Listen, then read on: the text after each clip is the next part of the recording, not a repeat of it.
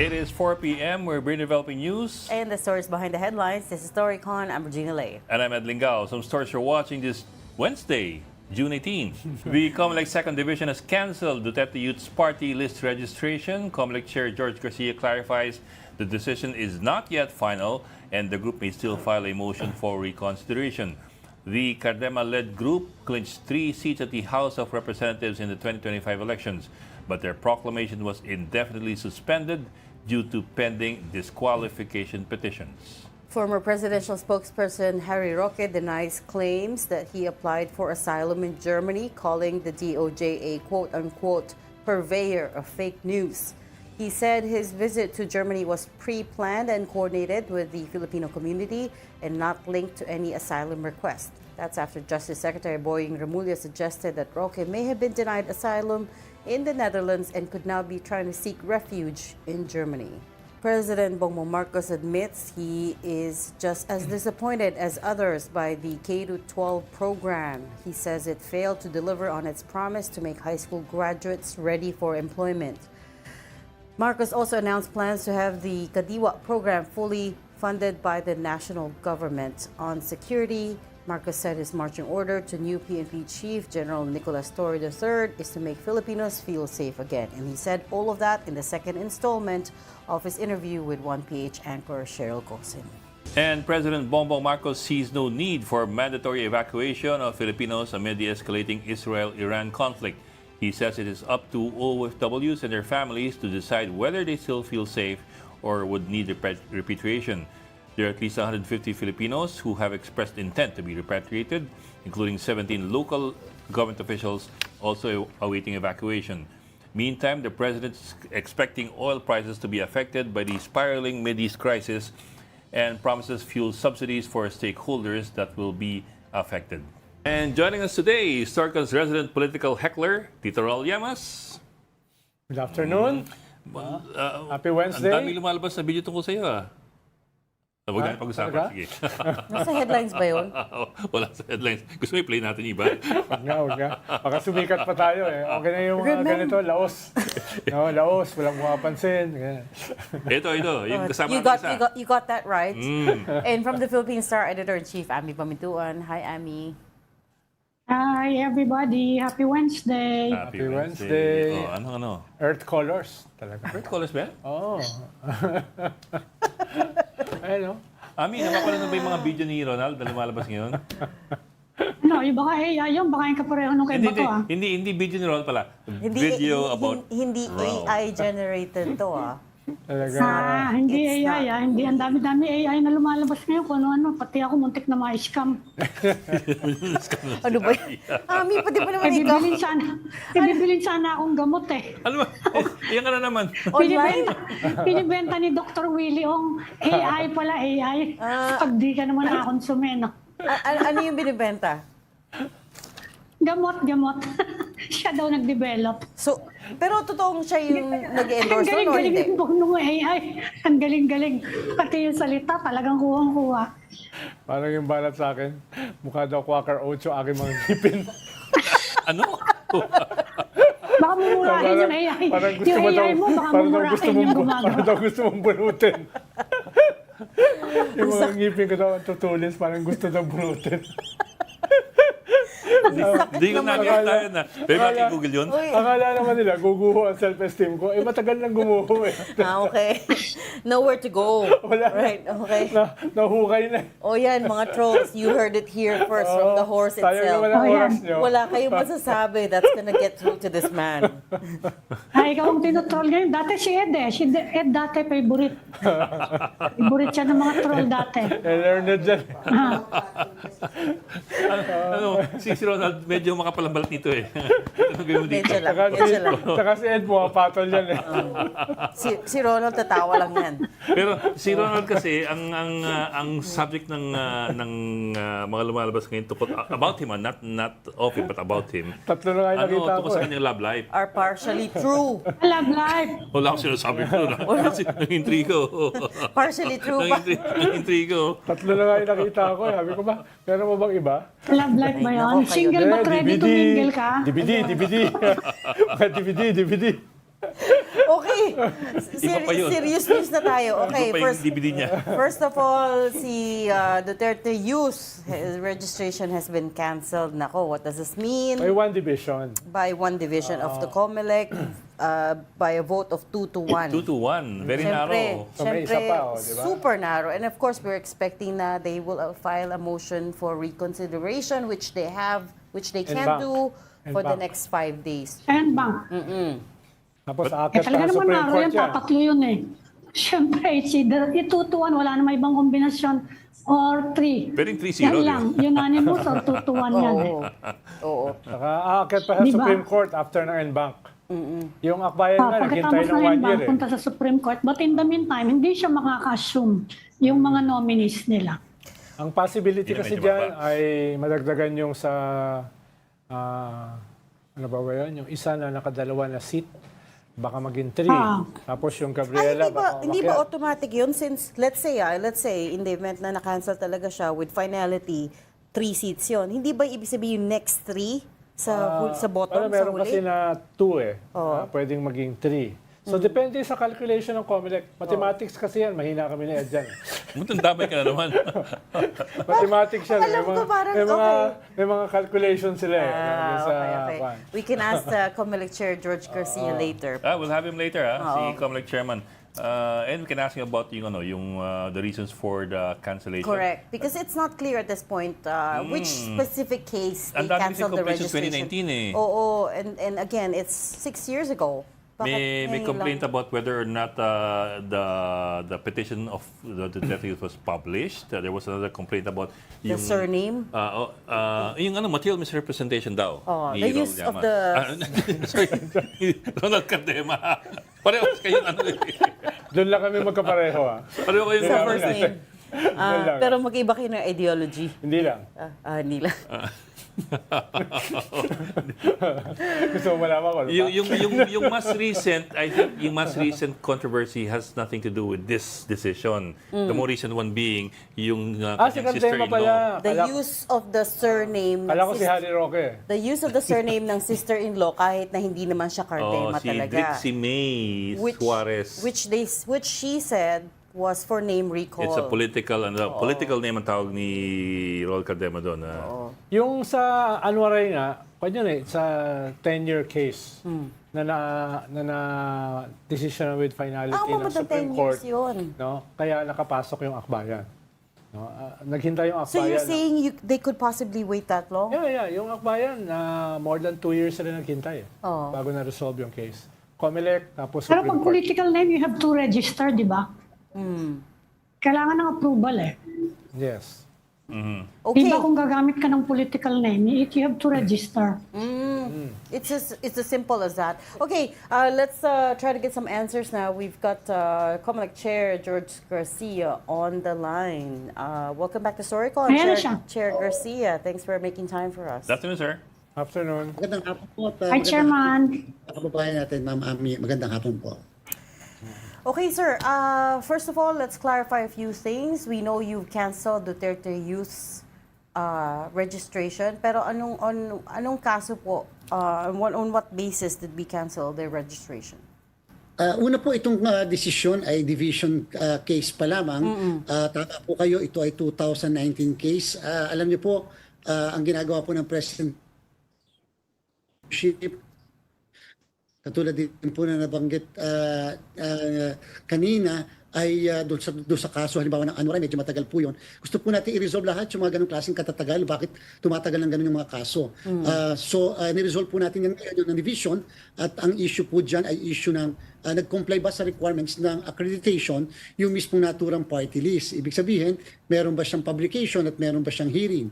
Ang sabi po ng COMELEC Division, voting 2-1, ay wala po yung dalawang requirements na yan which are mandatory requirements and therefore, ang sabi po nila ay void from the very start yung accreditation and therefore dapat kinakancel po yung accreditation ng party list po na yan. Pero sir, hindi ba ang dapat gumawa nitong hearing would have been the COMELEC? The COMELEC would have been the one scheduling the hearing for the party list application? Maaaring tama po yan, pero po yung halimbawa publication, yung po kasing publication base po sa sinabi ng division at pinaliwanag ng division, ay nakalagay po yan sa order to cause the publication in 2 newspapers of general circulation. At yan po, alam na alam po ni Ma'am Ami kasi doon sa Philippine Star, lagi po madami nagpa-publish ng mga applicants for accreditation kasi po mandatory requirement po yan. Otherwise, hindi po mag-a-acquire ng jurisdiction ang commission doon sa petition for accreditation. So mandatory requirement po iyon. Nakalagay po lagi yun sa order na dapat ay may publication. In fact, pagka po may hearing, yung po yung kauna-unahang tinatanong kung nag-cost ng publication yung mismong party list, political party or organization bilang compliance sa order. Otherwise, hindi po nag-acquire ng jurisdiction ng commission. Pag wala pong jurisdiction, lahat po ng pangyayari doon sa kasong na yun ay null and void. Pero sir, yeah, that begs the question nga na, parang, who's at fault here? Is it just the party list use or also the COMELEC? Kasi in this case, ingay, hindi nag-hearing, so hindi natanong kung na-publish. Parang pareho may problema. Actually po, I think na ipaliwanag yun ang division doon sa kanilang disposition. Medyo masyadong comprehensive, masyadong lengthy yung naging decision po ng COMELEC division. And again, hindi po naging unanimous yung naging decision po nila. Ito po 2-1 at ang katotohanan dyan, yung original na ponensya po, yung original na decision was in favor of Duterte Youth. At pagkatapos, nung umikot na po ito sa dalawang kasamahan, yung dalawang kasamahan po ay nag-dissent and therefore yung dalawang kasamahan ay kinakailangan magre-raffle ng kaso yung division upang mapunta doon sa dalawang miyembro ng division and therefore yung dating originally na nagkaroon ng decision in favor of Duterte Youth, siya ngayon ang naging dissenting opinion. So more or less, naandun po lahat yun sa discussion ng mismong resolution. Yung ponensya, sir, was released when? When was it decided? Kanina lang po na-promulgate yung mismong decision. Actually, ibig sabihin po yung ponensya, baka yung original na decision na kung sa pabor sa kanila, mga 2 to 3 weeks ago yon. Pagkatapos po, nung umikot, nagkaroon ng dissenting opinion yung dalawang miyembro ng komisyon and therefore kinakailangan i-raffle.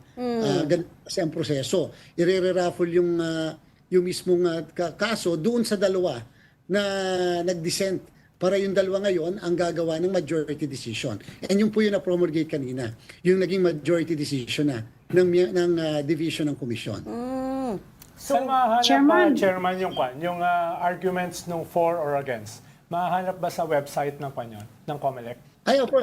Actually po, pinadala po natin sa lahat ng media sa komisyon at saka yung meron po kasi kami Bible group na pinapadala natin yung kopya mismo ng resolution and decision. In terms of estimate, gaano katagal pa yan bago sa embank?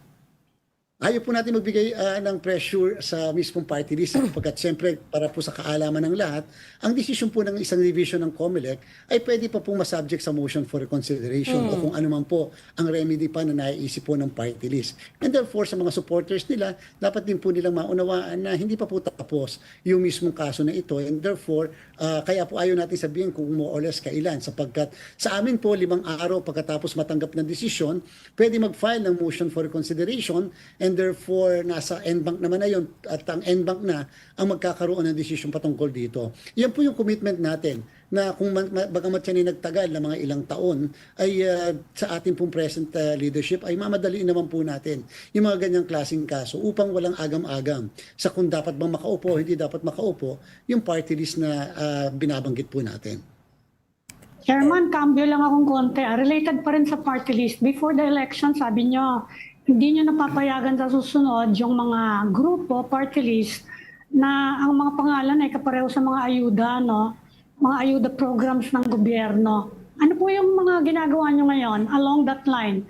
Di ba? Kasi kung hihingi nyo sa Kongreso, baka yung mga party list na, syempre, haharangin nila yan kapag pre-post nyo sa Congress. Ano po yung ginagawa nyo?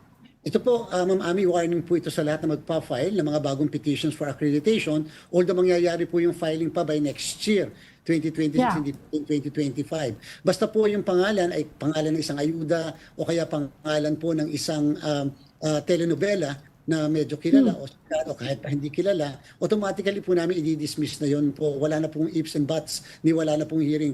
In fact, pwede po namin i-refuse to accept yung mismong filing ng ganong klase ng mga petition. At ilalagay po namin yun sa aming pong guidelines na ilalabas para po sa accreditation ng political parties and party list. And hopefully nga po, Ma'am Ami, at sa ating po mga kababayan, hopefully nga po mukhang may maglalabas naman ang sa accreditation kasi nga po walang batas and therefore napipilitan po ang Korte Suprema kahit ang COMELEC na mag-interpret. Sana mag-clarify na natin yung regional party, yung mismo mga regional organizations, yung mga interest groups. Yan po para maging maliwanag po ano ba talaga at paano ba talaga sila i-accredit.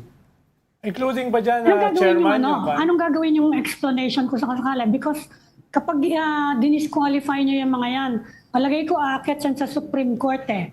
Ano yung magiging depensa nyo kung wala pa naman ng batas? Maganda po yun. Mas maganda pong laging nadadala kami sa Korte Suprema. Mas maganda nga po yun para lagi nakaklarify yung mga issue na ganito. Yung extent po ng power ng komisyon. Tatandaan po ng lahat na bagamat walang batas, pero ang COMELEC po kasi is the power to enforce and administer election laws. At dahil po dyan, we can interpret yung mga ganyan in a manner na hindi mamimislead ang mga kababayan natin. If the purpose of an election law is to mislead the electorate, what's the sense of that election law? So dapat po, na andyan ang COMELEC to ensure that the people will not be misled. Baka akalain po kasi nila ayuda yun eh. For example, sa kasalukuyan, wala pang gumagamit ng AKAP. Baka sa susunod may AKAP na. O susunod baka may AX na. Baka po akalain ng mga kababayan natin na pag hindi nila binoto yan, mawawalan sila ng suporta mula sa AKAP o mula sa AX. So, napaka po again, doon sa mga ibang katumbas na mga party list na hindi gumamit ng ganong klaseng mga pangalan. Number two, madami naman po napapatunayan na kahit po hindi ganon ang pangalan, nananalo. May nakakakuha pa nga ng 3 seats. Basta advokasya, yung pangalan ng kanilang party list. Chairman,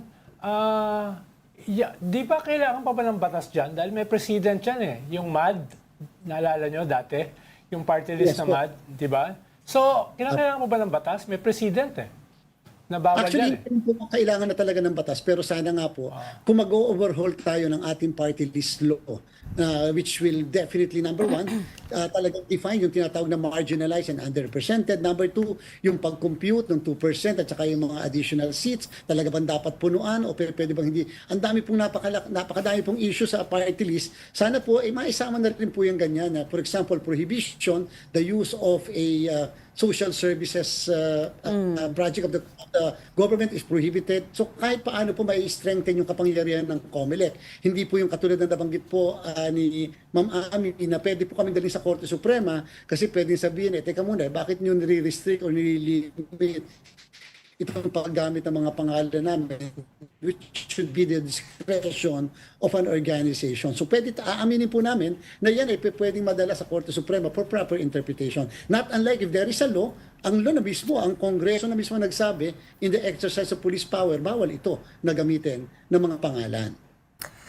How does it work, Chair? So you've canceled the registration on the grounds of they didn't submit the proper requirements for registration. Pero may iba pang kaso si Ronald Cardema, di ba? Meron pa siyang material misrepresentation. How will it work? So gumagalaw pa po ba yung kasong yon?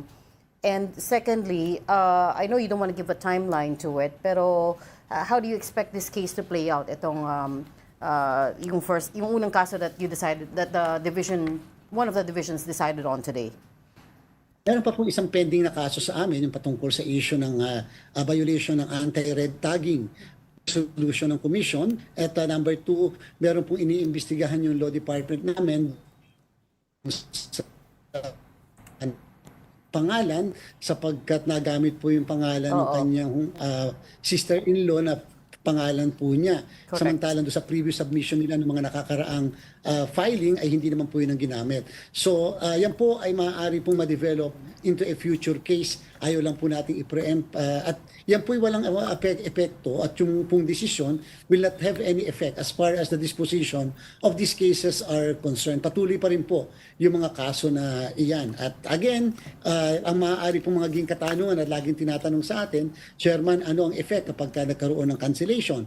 Halimbawa, ng isang party list. Well, katulad po na nabanggit kanina, kanina at doon sa kaso po ng Anwaray, ang pinaupo po namin ay yung party list na next doon sa pinakakahuli-hulihan. Hindi ko po sinasabing ganyan na mangyayari kung sakali because napaka-presumptuous at saka napaka-premature at this point, and therefore I may not be prepared po to answer naman yung question patungkol sa bagay na yon. Sir, I understand naman that you don't want to answer directly yung questions about Drixie May Cardema o Drixie May Suarez kasi it's still pending eh. Pero as a general rule, sige, ilabas natin yung kaso ng Duterte Youth tsaka ni Drixie May. Anong limitations at anong mga accepted dun sa paggamit ng ibang pangalan? Kasi you have so many other politicians who use pseudonyms or pen names or whatever, Or showbiz screen names. Kasi pinakita for example ni Ronald Cardema, may picture ng mga certificate of candidacy ni Bong Revilla, ni Strike Revilla, ni Jolo ba yun, Holo Revilla, na they're also using showbiz or political names, if you might call it that, in their official documents. So ano po yung limitations at ano yung acceptable doon sa mga ganung bagay? Without particularly referring to their case para naman Yes, sir. po hindi tayo magiging Yes, sir. bias o unfair. Alam niyo po sa Section 74 ng Omnibus Election Code, nakalagay po doon ano ang contents ng certificates of candidacy ng isang tumatak sa isang national or local position. At ang nakalagay po dyan, nakalagay mo first name, family name, or your middle name. And then may nakalagay po ano ang nickname or the name that you want to appear in the ballot. May nakalagay po na pwede maisama po iyon. Yung po ay maliwanag. Pag niyo po yung form natin ng COC, mo, na kahit na halimbawa ikaw ay Boy Pogi ang lalabas doon sa iyong balota. Dahil yun gusto mo na maglumabas sa pangalan mo, tapos yung family name. Pero doon po kasi sa Republic Act 7941 at kahit po sa COMELEC Resolution 9366, yung tungkol sa party list, ang nakalagay lang po talaga doon ay family name, first name at saka middle name. Wala pong nakalagay na item o kaya linya o kaya numero patungkol po sa tinatawag na political name o yung tinatawag na nickname or stage name na pwede mag-appear sa balota. Sapagkat, remember po sa party list, hindi po tumatakbo yung mismong nominees. Ang tumatakbo po sa party list ay ang mismong party list organizations. Kung kaya hindi po hindi minarapat po ng batas at ng COMELEC resolution na hindi ilagay yung mga at walang dapat hihingin na stage name or nickname. Actually nga, sabi nga niya, you're electing the party, not the person. So what is the use, I suppose, of coming up with the... At saka may decision po ang Supreme Court dyan, yung pong kaso ng Palparan versus HRET at kasama yung Abayon versus HRET na ang sinasabi po ng Korte Suprema na ang tumatakbo sa isang party list sa election ay ang party list organizations or ang political parties. Pero ang nagiging miyembro po ng House of Representatives ay ang mga nominees mismo. And therefore, sabi ng Supreme Court, yung 3 consecutive term limitation is applicable to the nominees but not to the party list. Kaya yung party list pagkat ang miyembro naman po ng Kongreso ay yung mga nominees po nila. Okay. With the Bagong Henerasyon naman, that was the other party list that was also not yet Resolve na yata yun. na-resolve na-dismiss na, with finality na yun, sir. Executory na yun, yung sa Bagong Henerasyon. Na-proclaim na po last week po na-proclaim na po namin sila. Hindi na lang po nagkaroon tinatawag na official formal ceremony. Mas pinarapat nila po kunin na lang sa amin yung kopya ng Certificate of Proclamation. Okay. Chairman, kumustahin ko lang yung submission ng Statements of Contributions and Expenditures. Kumpleto na ba yung mga iniintay ninyo? Sa 66 po na kandidato for senators, whether nag-withdraw, natalo o nanalo, 61 po, Ma'am Ami, ang nag-file ng kanilang SOSE. Meron pong 5 na hindi. At pagkatapos po sa ating pong national political parties, 25 naman po ang nag-file ng kanila pong SOSE. Sa ating pong mga party list, out of 155, 142 po na party list ang nag-file ng kanilang Statement of Contributions and Expenditure. Sa kasalukuyan, naghihintay na lang po kami ng go signal ng DICT upang mailabas namin yung pong website, yung pong program, yung system na magre-reflect po ng lahat ng sose, ng lahat ng kandidato. Alam niyo po, sa kasalukuyan po kasi, after the experience of the COMELEC in 2016 na nagkaroon ng data breach, lahat po kasi ng nilalabas naming sistema ay kinakailangan ikuha namin ng permission mula sa DICT. And therefore, hindi po namin mailabas yun nang wala silang kaukulang permission. And sinabi naman po nila sa amin, hopefully this week mailabas na upang mabigay na natin sa publiko yung lahat ng sose, ng lahat po na nabanggit ko ng mga kandidato kasama po ang mga local candidates. Halimbawa, nilabas nyo na sa website yon. Halimbawa ako, na nakita ko, mali yata tong dineclare na to ng kandidaton to. Kanino ipa-file, pwede ba mag-file ng complaint yung nakakita ng discrepancy or to notify the COMELEC? Kanino, ano yung process doon? Yes po, naku Ma'am Ami, tama po sa Political and Finance Affairs Department po namin, kahit sa Law Department po namin, makifile niyo po mabuti kaagad upang ma-inform po kaagad sila dahil po ang nag-i-initiate po ng mga cases mismo ay yung departamentong yon na hindi na kinakailangan may formal complaint dahil tinitingnan po namin. In the same manner na kita po namin kapag sobra na 5 piso, 10 piso, 15 pesos sapagkat tulad po halimbawa ng mga istasyon ng radyo, telebisyon, dyaryo, nagsasabit po sila sa amin lalo na pagka gumamit sila ng oras. And therefore nakikita namin kung talaga bang nag-report faithfully yung mismong kandidato nung eksaktong oras na na-consume nila at nabayaran po nila. At syempre, tinitingnan po natin kung sumobra sa 5 piso kapag ka sila ay independent candidates or 3 piso kapag ka naman po sila ay may partido. And at the same time, inaalam din po, mas magandang makita rin po ng mga nag-donate. Kung talagang na-reflect ang mga pangalan ninyo, kung talagang yun ang amount na na-reflect sa inyo, baka naman maya-maya pinalaki po yun na-reflect na amount o kaya naman pinababa yun na-reflect na amount. At the same time, tinan din natin kung yung mismong pinalabas na nag-donate, bawal palang mag-donate. Korporasyon pala na bawal mag-donate dahil meron pala silang lisensya from the government. O kaya naman, yung mismo nag-donate ay contractor pala ng local government and therefore kaya pala siya nag-donate. Yan po yung kagandahan ng isa sa publiko natin. Yung lahat ng sose na sinabit po sa atin ng lahat ng ating mga kandidato. Chairman, more than a week ago, nagsalita si Vice President Sara Duterte na dinaya daw yung midterm election against their senatorial candidates. Una, meron na bang nakasampang reklamo sila yung kampo ni Vice President Sara tungkol dito? Ikalawa, kung sakaling wala namang basihan ito, may balak ba yung COMELEC na magkaso sa Vice President tungkol dito sa kanyang mga announcement na nakaka-damage sa institusyon ng Commission on Election? Talaga, alam niyo po, ang aming po naging posisyon na lang ay wag na lang magkomento sa isang political statement. At number 2 po, doon naman sa kaso, at this point po, wala pa po kami natatanggap na formal na kaso. Sa ating pong konstitusyon, kapag ang posisyon po ay miyembro ng Senado, ang jurisdiction po, pagdating po ng June 30 at tanghali, ay mawawala po sa COMELEC at ito po ay mapupunta sa Senate Electoral Tribunal.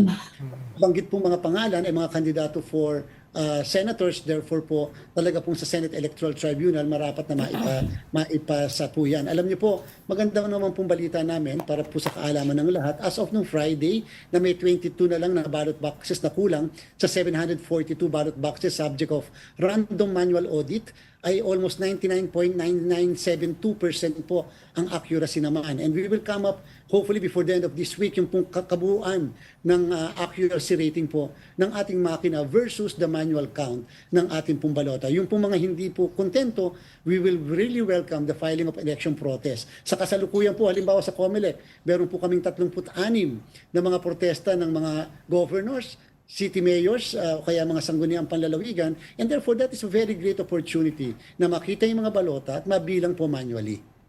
Yung attorney Wait lang. Respicio ba, nagsampa ng kaso, isa siya sa nag-sasalita tungkol dito sa dayaan daw sa midterm. Wala ba siyang isinampa? Pinaproclaim po natin siya mismo, kahit hindi siya hihingi sa amin na i-proclaim siya, pinaproclaim na po natin siya, nilift po namin yung order proclamation, order to suspend proclamation. Ngayon daw po, base sa kanyang press release, mukhang magpapail muli siya sa Korte Suprema. May mga issue po siya, yung mga dati na pong issue, tulad po nung sinasabing meron daw pong intermediary server, meron pa po siyang binabanggit na unauthorized daw po na paggamit ng software. So, nasagot na po namin yan. And yun po yung maganda naman. At least po kahit may mga ganyang issues, wag lang po talagang sa social media lang kami inaatake. Maganda po mag-file na lang po ng formal na kaso upang may paraan naman po kami para masagot. Ang hirap po kasi sa social media sapagkat hindi po nila pinapadaan sa regular sa mainstream media. Kasi napakataas ng ethical standards sa mainstream media, and therefore, pagka po kasi hindi makatotohanan, hindi po mailalabas ang mga bagay-bagay na hindi po makatotohanan. Wait, sorry. Let me take a step back, Chair Garcia. Sino yung 5 sa senatorial candidates na hindi pa nag-file ng SOSE? Pasensya na po, hindi ko po pero mukhang sila po ay mga hindi pinalad naman na mag-file okay. na manalo. Wala sa mga nanalo. Yun naman po lahat ng nanalo ay nakapag-file naman po ng kanilang statement of contributions and expenditures. Okay. Pero sir, kahit Pero hindi ka manalo, kapag ganyan natalo, hindi ba may penalty pa may rin? penalty yan eh. You cannot Ay, run opo. again? Kahit talo. Pagka po hindi po nag-file ng opo, ay meron po tayong hanggang 30,000 pesos na fine. Kapag po 2 beses na hindi nag-file ng SOSE sa 2 magkasunod na election, maliban po sa fine na up to 30,000 pesos, may perpetual disqualification to hold public office po. Yan po mismo ang sa Korte Suprema sa kaso ng Joel Maturan versus Comelec, perpetual disqualification, meaning hindi ma-appoint and at the same time, hindi rin ma-elect sa public office. At yung po naman po mga nag-file ng mali, 2 kaso po ang kakaharapin nila. Perjury dahil under oath po ang lahat statement of contributions and expenditure, and at the same time, yan din po ay isang election offense violation ng SOSE Law po 10. So that's why it's very important na kung may makita yung mga tao na may mali, they raise a complaint. Pero yung kalimutan ko na tuloy Yung 5, sir, yung Yes, 5 repeat yes. offender, yung 5 ba may repeat offender doon? Mukha naman pong wala, pero Okay. titingnan po natin yung sa mga ibang positions, baka po may mga repeat offenders, and therefore yun po, magiging perpetually disqualified to hold public office po sila. So, klarong-klaro, by strike 2, pwede ng ang penalty there is perpetual disqualification from public office, whether you're appointed or elected. Okay. I think we can leave that there, unless Ami still has a question. But okay ka Okay na, Ami? okay na. ka? Okay, thank you so much for joining StoryCon today, Comelec Chair George Garcia. Salamat po. Salamat. Thank you, Chairman. Thank you, sir. Thank you po. Salamat. Si Joel Maturan, yun mayor sa Basilan dati. Oo, kaya pukan. Oo, inabutan ko yun. Nag-organize ako ng mga rubber cooperatives. Pinupunta ko dati yun parati. Dun sa Basilan. Meron siyang Stayed there for 2 years. meron siyang pilosopiyang kami na bakal eh. Kidnapin mo ang tao ko, kidnapin ko ang tao mo. Wala tayong problema. Pero nasagot. Ganun. An eye for an eye. Ibang ba yun? Okay. Ibang kuweba yun.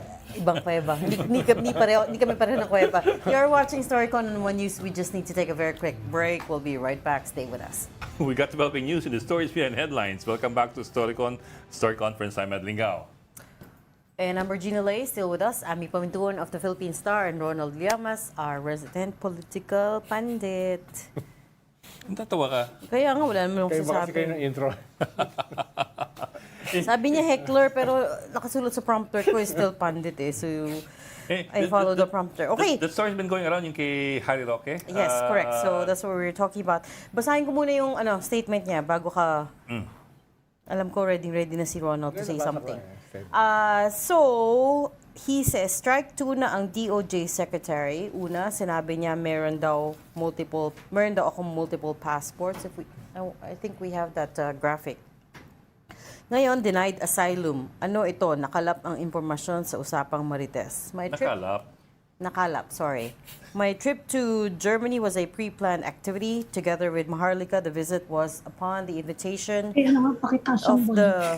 of the Filipino community in Germany, where I administered the oath-taking of the proud members of the Hakbang ng Maisog, Germany. And that's coming off the back of DOJ Secretary Boying Remulla saying balita niya na-deny yung asylum application ni Harry Roque. Siguro ang mahalaga dyan, yung Dutch Embassy mismo ang talungin. Nakalimutan, kagabi Kaya kasama ang narinig ko dyan, dahil lang nag-issue sa kanilang Schengen visa, Germany, dapat daw doon idaan yung doon i-course yung application. I'm not sure if ganito yung mga rules Dapat daw doon idaan yung application for asylum. Pero yung nga mahalaga, Ami, sino ba may sabi? Oo. He said, di ba? Kaya nagpunta siya, kaya nasa Germany. He has to go to Germany. Para doon i-formalize yung application for asylum. I'm not sure kung tama yung process na yun. Medyo very Hindi ako liberal familiar kasi. sa process ng asylum. Medyo very liberal ang Europe, ang Schengen, about asylum. At habang tuloy yung kaso, hindi ka naman nila sisipain.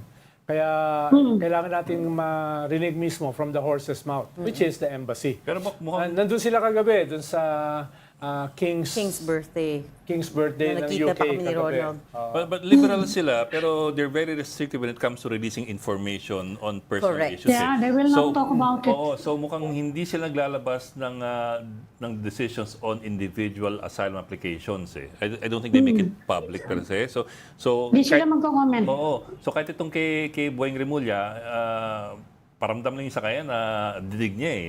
Yun nga, yun ang Wala term ka- niya eh. Wala ka talagang panghahawakan eh. Yun ang term niya, narinig niya. So, pero kung rejection kasi yan, meron niyang document. Kung rejection.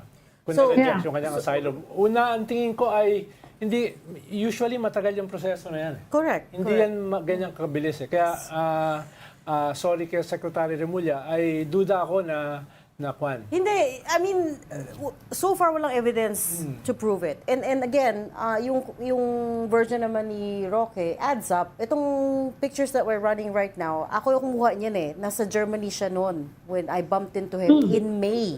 So that was a month ago. Ikaw ang may sala. So at that time, yun nga, naglalakad lang ako sa Munich and then I saw him and went up to him and interviewed him very quickly. Tapos inimbitan niya ako sa isang rally nila doon. Ito na nga yung pictures that we're showing right now. So, him saying that this was a pre-planned activity adds up. Kasi mukhang close naman talaga siya dun sa mga Duterte supporters in Germany, in Munich. Tsaka tawid-tawid lang naman yun eh. Tatawid lang lapit yun. lang yan. Sa mga gaya namin hindi pa nakakapag-Europe, alam yun eh. Para kami Correct. nagkabite. I also don't Pero believe... sa laki ng Europe, tsaka sa laki ng Germany, ang tawag dyan, tadhana. Tadhana. Nagkita kayo. I also don't believe the narrative na kailangan i-course sa Germany ang asylum application because it doesn't sound right to me. Parang pwede naman once na makapasok ka, pwede naman diretso ka na dun sa government where you're staying for the most part. And in his case, it's Netherlands. So diretso na yun. And tama si Ed, it's unlikely that these governments would publicize the result. Yeah, Kasi because parang visa yun eh. they're very liberal, so they'd rather not put in any kind of danger yung aplikante. Asylum seeker. Usually, they will only release the information to you as the applicant. So kayong dalawa nakakaalam, ikaw Oo, at saka kayo lang. yung Lalo na ngayon, may support. 43,000 na pending asylum applicants sa Netherlands. Yeah. Oo. Interesado kami dyan, Ami, dahil kami ni Ed, kasi baka mag-file ng asylum sa 2028. Ito na dinamay pa ako. Sa 2028. But Baka makakuha tayo ng accurate information from DFA. Kung sakasakali lang. well, that's the other point to this, right? I mean, as DOJ, we hold you to the same standard as DFA. Bakit magkaiba, right? I mean, you have to, when you talk about something as serious as asylum application or any of the cases, Pero hindi the rin- high-profile cases, hindi sana rin- naman accurate din yung sinasabi niya. Wag lang based on Hindi hearsay. rin natin kasi alam, dahil lang sinasabi kasi niya, political persecution. Pero may kaso kasi siya ng human trafficking. Na very serious sa Europe at saka sa Netherlands. Kaya hindi natin alam kung may factor ba yon dito sa ganito kabilis. Paano minsan kasi... Especially since it's such high profile. Yes, minsan kasi bumibilis yan. Katulad sa East Timor. Nung una, itinanggihan nila yung extradition. Eventually, ay binago nila yung kanilang decision dahil mukhang merong government-to-government na usap. Posible rin yun eh. Expulsion yun. Pwedeng mag-usap Yung kay Tevez expulsion. Mukhang yun ang hahabulin ng gobyerno natin in the case of Harry Roque, pag umaandar na yung kaso sa korte, In any case, trafficking. the more relevant point here, I think, is hindi pa canceled ang passport. A few weeks ago, when we interviewed DOJ, Mukhang hindi pa. sabi nila they were getting ready to request the Yeah. cancellation of his passport, but it looks like as of today, hindi pa canceled kasi he is still free to move around. And sabi ni Justice Secretary Boying today, once na-cancel yung passport, he becomes an undocumented alien. Doon lang siya pwedeng hulihin ng Interpol. Depende rin kasi ang kung ano ng status ng kaso niya ng human trafficking. Nasaan na ba yung Yeah. kaso na yun? Yung money laundering, human trafficking. Tapos doon papasok halimbawa yung cancellation ng passport, doon papasok yung possibility ng forfeiture ng assets, etc. No? Kaya ang sinasabi lang natin, kahit usapin ng asylum na very liberal, ay baka iba yung sinasabi nga ni Ami, baka iba yung gawing kaso. Halimbawa, expulsion. No? Na basically, ang huhuli sa kanya ay Interpol. Although kahit huliin Yes. siya ng Interpol, ipepresent pa rin siya sa Dutch government. Correct. Kaya hindi ko alam yung mga technicalities na yun. And a lot of it's not just down to technicalities. A lot of it's down to how the Dutch government will see this. Yes. They're the ones who are going to that have the power in this case. Sorry, Bok. Also, ang allegation, or at least ang charge ni Harry, is it's political persecution. So, if whatever way the Dutch government decides it, why would it inform the Philippine government first, whether it's DFA or DOJ? Correct. Kung ano yung resulta ng... Oo, correct. It's not likely that they would have informed any of the government agencies here first about the results. Yes. Kasi nga, it's private. So, mukhang Ang maraming... kukonsultahin niyan yung embassy nila dito, which will assess the situation in the Philippines. Pero hindi magsasalita yan. They will not issue a statement. So, Unless grant na yung ano. Pag nag-grant yan, I'm sure i-announce yan ni Harry Roque. So, yun nga. So, mabilis din dumating yung statement niya, right? He was saying that strike 2 ng DOJ sa kanya, the first strike 1 is nung sabi, meron siyang multiple passports na hindi naman pala totoo kasi na-cancel na yung diplomatic passports niya as a government official. He was traveling only on an ordinary passport, which the DOJ also got wrong. So, Ang medyo weird lang ay yung statement ng Secretary of Justice. Usually kasi, kung ikaw yung pinakamataas na opisyal ng Justice Department, ay may intel ka. at saka maingat ka. Yes. Dahil the buck stops with you. DOJ So, ka eh. kaya That's what I'm saying. kung sinabi ba niya yan, may basihan siya, no, para hindi naman siya mapahiya. No? So, yun Kahit yung siya sa mahalaga. passport, di ba? Ano ba naman yung tanungin mo yung DFA? Dalawa ba passport niya? Ginagamit ba niya yung ano? Saka your Bureau of Immigration is under you. Although, yung DOJ, Secretary Boying Di ba pwedeng naimbita na tanungin natin yan? dito? Ano ba ginamit na passport? We invite the brothers, both Secretary Revillas, on the show all the time. Emulia. Pero so Remulla, far, Remulla. kaya nga, sorry, Remulla, sorry, not the Revilla. chiefs, we've had them several times to the chiefs. Both Interior Secretary John Vic and Justice Secretary Boying, ini-invite natin all Pero the alam mo, time. Pero so far, we talk about he has not said yes. dapat maingat itong mga to dahil they're officials of government. But yun say, in the previous administration naman, kahit ang presidente mo, hindi mo siya maingat pag bumitaw ng... Ibang multiversion eh. Ibang multiversion. Doon pa lang, medyo medyo... Medyo hindi normative yung panahon na yun. Ngayon, may certain level ng kwan. Oo nga, no? Oo nga naman.